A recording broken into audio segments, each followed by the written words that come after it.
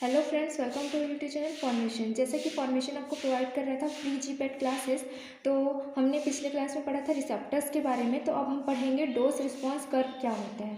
Dose response curve से बहुत सारे क्वेश्चन बनते हैं। तो सबसे पहले डोज रिस्पांस कर्व को समझने से पहले हम दो तरह के यहाँ पे ग्राफ बनाते हैं। तो जो पहला ग्राफ होता है हमारा, वो डोज और रिस्पॉन्स के बीच में बनता है कि हम किसी भी ड्रग का कितना डोज ले रहे हैं और वो कितना रिस्पॉन्स दे रहे हैं। सिंपल सा लॉजिक, जैसे फॉर एग्जांपल अगर आपने 10 mg का कोई ड्रग लिया, उसने आपको इतना का, फॉर एग्जांपल यहाँ पे रिस्पॉन्स है आपका, ये आपका ऐसे ये 100% तक गया है, तो उसने आपको इतना रिस्पॉन्स दिया। 20 mg का लिया तो उसने आपको इतना रिस्पॉन्स दिया। 30 mg 40 mg, तो कुछ इस तरह से। तो इन दोनों के बीच जो यहाँ पे कर्व बनेगा उसको हम बोलते हैं हाइपरबोला कर्व। क्लियर। उसके बाद सेकंड हम देखते हैं एक और। हम क्या करते हैं, यहाँ पे तो हम सिंपल डोज ले रहे थे बहुत कम अमाउंट में, लेकिन अगर हमको ज़्यादा अमाउंट में डोज लेना है तो उसको हम डायरेक्टली लॉग डोज में कन्वर्ट करते हैं। फिर लॉग डोज और परसेंटेज रिस्पॉन्स के बीच जो कर्व बनाते हैं उसको हम बोलते हैं सिग्मॉइड कर्व। कौन सा कर्व बोलते हैं? Sigmoid curve. ठीक है। और यही जो लॉग डोज और रिस्पॉन्स के बीच जो कर्व बनता है ना, यही जो सिग्मॉइड कर्व है वही सबसे ज़्यादा यूजफुल होता है। ठीक। तो आप यहाँ पे थ्योरी पे देख सकते हैं, यहाँ पे लिखा भी है कि एडवांटेज ऑफ डीआरसी, मतलब ये जो डोज रिस्पॉन्स कर्व है उसका एडवांटेज ये है कि the large variation in dose can be plotted on the same curve. इस एक ही कर्व में हम लार्ज अमाउंट ऑफ डोज का, है ना, यहाँ पे क्या कर सकते हैं, कर्व यहाँ पे प्लॉट कर सकते हैं। इतना हुआ।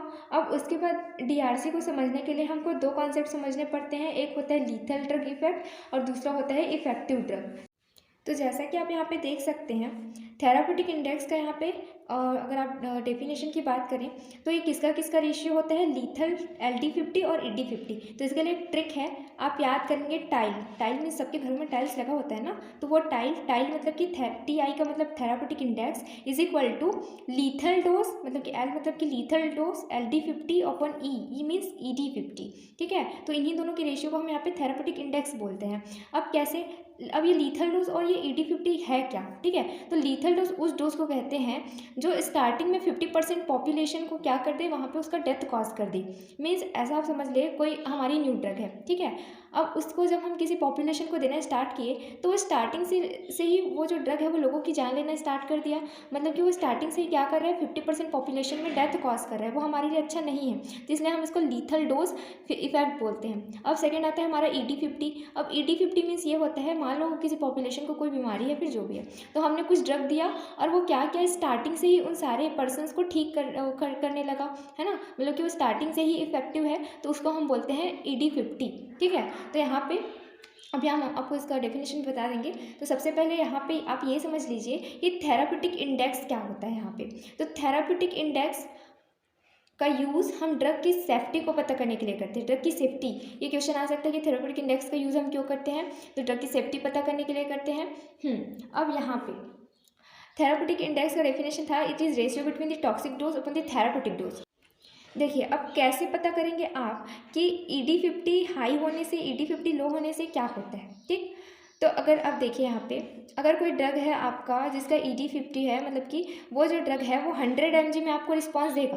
ठीक। दूसरा, अगर कोई ड्रग है वो आपको 10 mg में ही रिस्पॉन्स दे रहा है। अगर आपसे क्वेश्चन पूछा कि कोई ड्रग है जो आपको 100 mg में रिस्पॉन्स दे रहा है और दूसरा ड्रग है जो आपको 10 mg में रिस्पॉन्स दे रहा है, तो दोनों ड्रग में सबसे ज़्यादा पोटेंशियल किसकी है ना।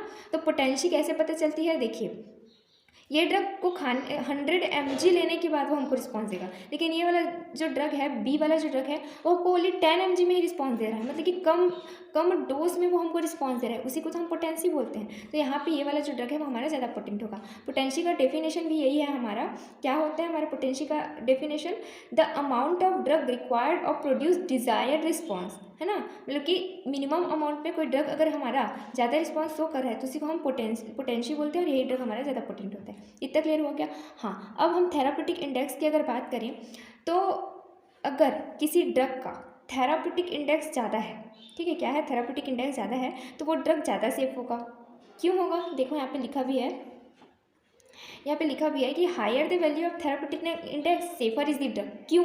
इसका रीज़न ये है, जैसे कि आपने पैरासीटामॉल तो लिया ही होगा, तो अगर पैरासीटामॉल को हम ना 350 mg से लेके 2400 mg तक ले सकते हैं, इतना उसका सेफ्टी का इंडेक्स होता है। अगर आपने 350 से 2400 mg के बीच कितना भी mg का ड्रग लिया तो आप पे लीथल इफेक्ट शो नहीं होगा, लेकिन अगर आपने 2400 mg के ऊपर अगर डोज ले लिया पैरासीटामॉल का, तब वो जाके टॉक्सिसिटी कॉज करेगा। मतलब समझ रहे हैं? तो इसमें हम क्या बोल सकते हैं, इसका जो थेराप्यूटिक इंडेक्स है वो क्या है, ज़्यादा है, इसका थेराप्यूटिक इंडेक्स ज़्यादा है। अब इन केस ऑफ अगर मैं आपको कोई एग्जांपल दूँ, फॉर एग्जांपल मॉर्फिन का थेराप्यूटिक इंडेक्स कितना है, 10 mg है, फॉर एग्जांपल 10 mg है ना, 1 से लेके 10 mg। तो आप 1 से लेके 10 mg तक तो उसको दे सकते हो, लेकिन अगर 10 mg से ज़्यादा दिए, मतलब ये ड्रग आपको यहाँ पे क्या कॉज कर सकता है, टॉक्सिसिटी। मतलब यहाँ पे हम समझ सकते हैं कि इसका थेराप्यूटिक इंडेक्स कम है एज़ कम्पेयर टू पैरासीटामॉल, ठीक।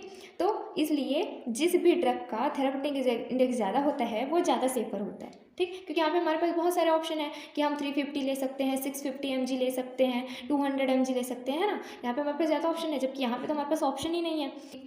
अब यहाँ पे आप देख सकते हैं एक और ग्राफ है लॉग डोज और इफेक्ट के बीच में। अगर कोई ड्रग हमने लेना स्टार्ट किया एक पर्टिकुलर mg से और यहाँ तक, इस पर्टिकुलर mg तक उसने क्या किया, अपना इफेक्टिव डोज दिखाया, मतलब कि उसने 50% ऑफ पॉपुलेशन को ठीक कर दिया, तो उसको हम बोलते हैं मिनिमल थेराप्यूटिक इफेक्ट, है ना। अब उसके बाद हमने क्या किया, एक पर्टिकुलर डोज के बाद अब इससे और ज़्यादा डोज हमने इसका बढ़ाना स्टार्ट किया, तो एक पर्टिकुलर डोज के बाद इसने इफेक्टिव इफेक्ट देना शुरू कर दिया, तो इसको हम बोलते हैं लीथल डोज, ठीक है। इसके बाद ये अपना एडवर्स इफेक्ट कॉज कर सकता है और ये हमारा थेराप्यूटिक। तो इन्हीं दोनों के बीच के रेशियो को हम क्या बोलते हैं, थेराप्यूटिक विंडो या फिर थेराप्यूटिक इंडेक्स। ED50 LD50 के बीच का जो यहाँ पे डिफरेंस होता है, इसी को हम क्या बोलते हैं यहाँ पे, थेराप्यूटिक रेंज या फिर थेराप्यूटिक इंडेक्स या फिर थेराप्यूटिक विंडो।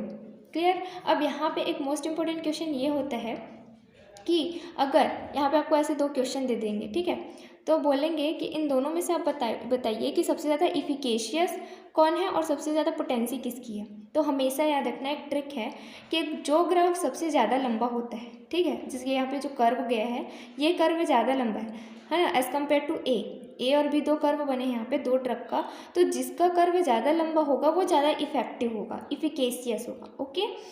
मतलब कि वो जल्दी इफेक्ट शो करेगा, मैक्सिमम इफेक्ट, ठीक। तो यहाँ पे अगर आपसे मैं क्वेश्चन पूछूँ कि दोनों में से किसका इफेक्ट ज़्यादा है, तो आप सीधा बोलेंगे यहाँ पे बी का। क्यों? क्योंकि इसका कर्व थोड़ा लंबा है एज़ कम्पेयर टू ए। अब रही बात पोटेंशी हम कैसे पता करेंगे, देखो, जो ग्राफ पहले स्टार्ट होगा मतलब, तो यहाँ पे देख सकते हैं, यहाँ पे ए भी इसी लाइन से, इसी पॉइंट से स्टार्ट हुआ है, बी भी इसी पॉइंट से स्टार्ट हुआ है, मतलब कि दोनों की पोटेंसी सेम है, ठीक। ये तो रहा पहला कंडीशन। अब दूसरा कंडीशन आप देखिए, अगर आपको कुछ इस तरह का ग्राफ मिल गया, अब सबसे पहले उन्होंने क्वेश्चन किया कि इन दोनों में इफिकेसी किसकी ज़्यादा है, तो सिंपल सी बात है, यहाँ पे बी का कर्व ज़्यादा लंबा है एज़ कम्पेयर टू ए, मतलब कि यहाँ पे बी ज़्यादा इफेक्टिव होगा। अब सेकेंड क्वेश्चन आपसे ये पूछा है कि दोनों में से पोटेंशी किसकी ज़्यादा होगी, तो हम देखते हैं, सब इस पॉइंट से चलते हैं, तो सबसे पहले हमारा कौन स्टार्ट हुआ है, ए स्टार्ट हुआ है, तो ए यहाँ पे ज़्यादा पोटेंट है, उसके बाद बी स्टार्ट हुआ है ना, तो बी इससे लेस पोटेंट होगा।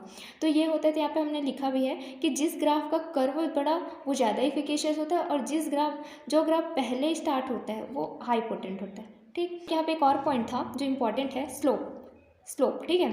अगर आपसे यहाँ पे पूछा गया कि स्लोप के बेस पे, अगर आपको ऐसा स्लोप दे दिया कि इन दोनों ड्रग में कौन सा ज़्यादा हमारा सेफ है, तो आपको हमेशा याद रखना है एंगल के बेस पे। कैसे? क्योंकि यहाँ पे हमारे 2 कर्व बने हैं, तो यहाँ पे आप एंगल देखेंगे, ये हमारा 90 डिग्री पे बना है, मतलब ये वाला कर्व कुछ ज़्यादा ही झुका हुआ है, ठीक है। और इस कर्व की बात करें तो उतना ज़्यादा झुका हुआ नहीं है, इसका एंगल अप्रॉक्स 60 डिग्री तक होगा, है ना। तो आप यहाँ पे से समझ सकते हैं कि जिसका लेस स्लोप होगा वो ज़्यादा यहाँ पे सेफ होगा, और जिसका मोर स्लोप होगा वो यहाँ पे सेफ नहीं होगा, लेस सेफर होगा। तो बार्बिचुरेट और बेंजोडायजेपिन का ये कर्व था, तो यहाँ पे हम बोल सकते हैं कि benzodiazepine is more safer than barbiturate.